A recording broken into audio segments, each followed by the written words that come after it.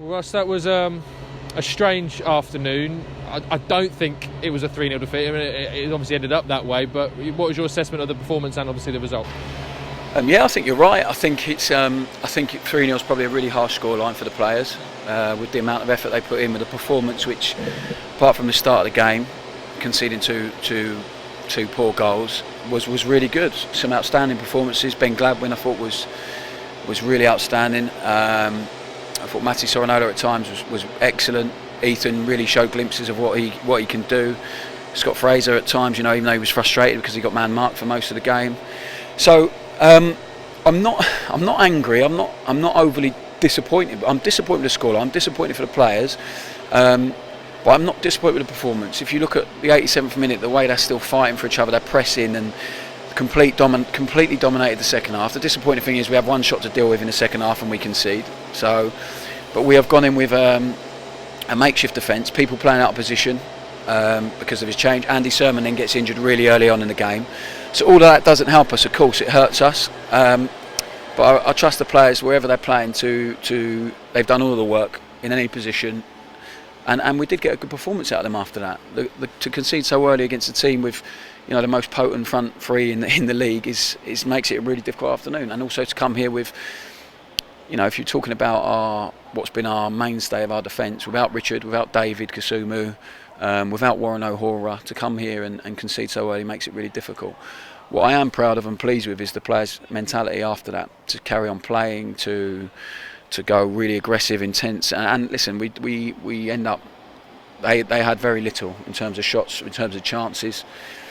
They just took them when they got them, and when we did, and when we opened up for us, we didn't quite do that. So, I'm pleased with the mentality of the group. I'm very disappointed with the result. I'm very disappointed for the players, but I saw a lot of good stuff.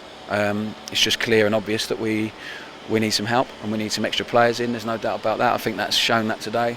And that's why they're competing at the top of the league. They're littered with experience and people who have been there and done it week in, week out this league, and we're not at the minute. So we have to make sure we get people back to fitness very quickly, and the ones that have gone out the building, we need to make sure we replace them with quality, because we have to go and do that now. A lot to dissect in there. I know you're not one for excuses, but I mean, in terms of the disruption ahead of this game, I know you spoke to the radio about Richard Keogh, and we'll get on to why he was absent today, but losing him so close to kick off, having to jiggle around with that defence, having players not available, then losing Andrew Sermon just after conceding an early goal, all that kind of snowballs, and when that all goes against you, sometimes it's just hard to get out of that rut. Yeah, they're not excuses, they're just facts. Yeah. That's happened, listen, it happens in football, it happens in life. You have stuff you have to adapt to. We didn't adapt well enough early on in the game, and that's because the guys playing at the back weren't expecting to. Well, it wasn't a starting team as it was yesterday, so that changed. It's been a stressful 24 hours for people. Let's get on that then. So Richard Keogh, obviously, so the radio, it's been a long 48 hours. It's been stressful. It's been tough.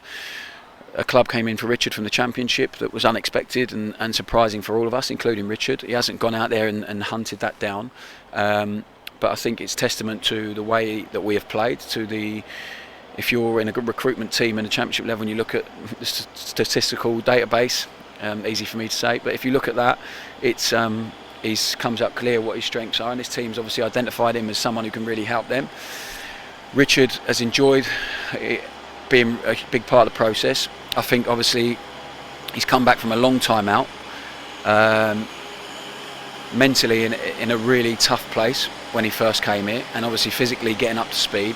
He's then obviously come back, worked really, really hard. Simon and the guys have put in so much work with him, been brilliant, and his performances of late have been great, and it's been highlighted and it's been identified by people, and he wanted to take the chance for his own mental health, his own career, his last crack in the Championship, and he expressed the desire to leave, which is, it's his prerogative. I've got nothing bad to say about Richard. I love him as a guy, and he's been great for us. So, you have to be empathetic. You have to understand these situations. We're dealing with human beings, and we're dealing with someone who has been through a lot.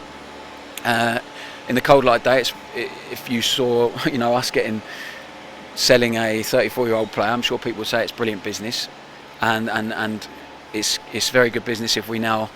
And listen, it's not a fortune, but we need to replace him, and we need to make sure we do that. That's obvious. But we've we've sold him, we've agreed. It's up to him to go and agree that now. And he goes with our thanks, but obviously it's hindered us today. It's hurt our team. It's affected us. I'm not going to lie, but it's not an excuse because I trust everyone on the pitch to perform. And on the whole, today the guys have. We've just not been able to do enough work with the starting 11 as it was. So that's disappointing. But it is what it is. We have to move on. And I can only stand here and be honest with you. But now, we've sold some very good players. That's been excellent for the club to help us survive, to help us keep going. It's something that not very many clubs have been able to do. Again, that's testament to the work the players put in and the way we play, which players become attractive. We've said that, and we now have to make sure that we reinvest some of that into players that we can produce and improve and make sure they're ready to perform for us, and ultimately help us take us to where we want to get to. And if they don't, help us earn money to then go and get the next ones to help us get to where we want to get to. So that's how it is. That's the reality of it. And a lot of discussion over the last 24 hours with Andy and the chairman and Liam.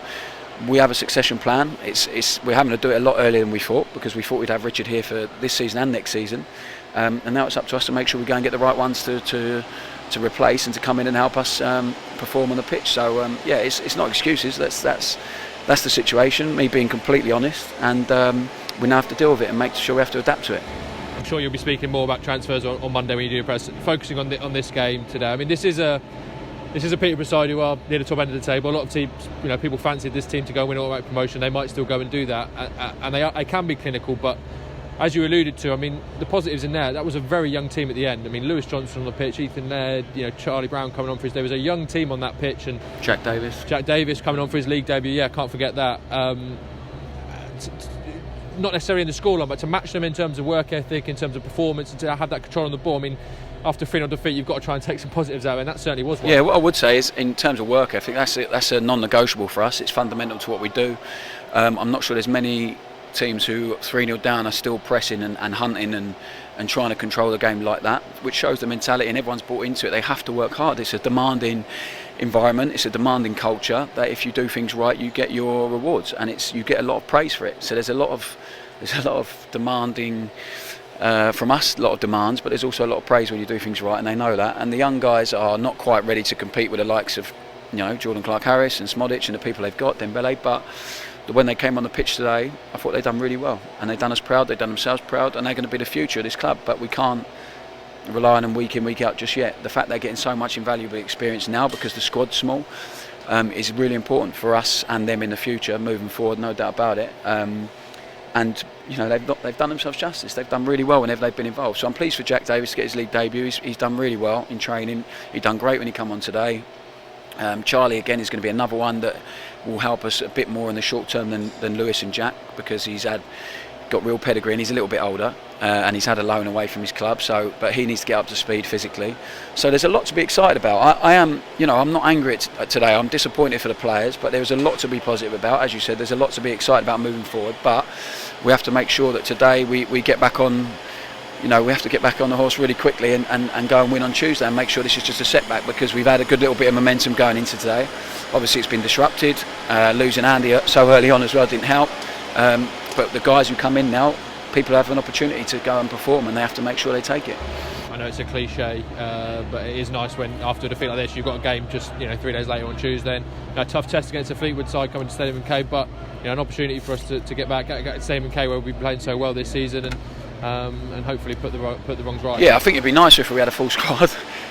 So it's going to be, we're going to have to rejig again, and we're going to have a look at the squad, see what we can do with the team, and people might get an opportunity to play that haven't played so much recently. It's an opportunity to bounce back really quickly. You're right, and regardless of who we've got out there, who's injured, who's left or whatever, you trust the players to go and deliver. So they have to go and do that on Tuesday. And what I would say, after a disappointing afternoon, they've always bounced back really, really well.